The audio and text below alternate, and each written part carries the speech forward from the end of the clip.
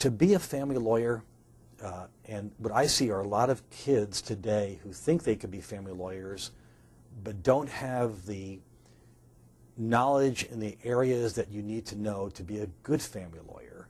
And I think it's probably the most challenging field to practice in, because if you practice at a level where you're dealing with large assets or dealing with custody evaluations, dealing with businesses, you've got to know tax, you've got to know partnership, you've got to know corporation, you've got to know a little bankruptcy, you've got to know estate planning.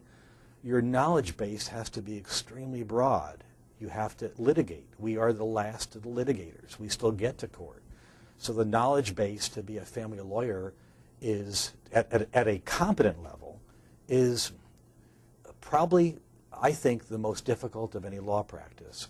And I think people who want to go into it because they think they are going to be helping people, they may in fact be helping people, but unless they have that knowledge base, they're not. And I've had so many associates who've come in thinking they wanted to do family law because either their parents had gone through a divorce and they were going to now save kids who were going through it, and then finding out it was too stressful.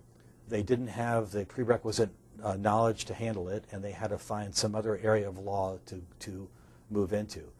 It's not an area of law that I would ever recommend for someone who doesn't like challenge, doesn't like constant learning, because you've got to stay up in those different areas, and doesn't like stress. It's extremely stressful.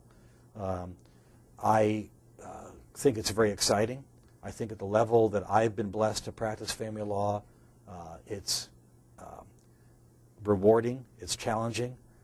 I get to deal with some of the best practitioners I know on a daily basis, and every day I learn from them, and every day I hope I teach them something.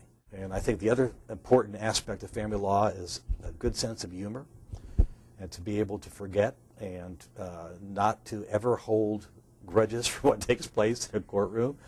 And I jokingly tell people that what keeps me sane is I work in the present, and I kind of like forgetting the past and move on. And the other thing that keeps me sane is I've got a great family, and I get to go home every night to a great wife, and who I appreciate more every day because of the work that I do every day.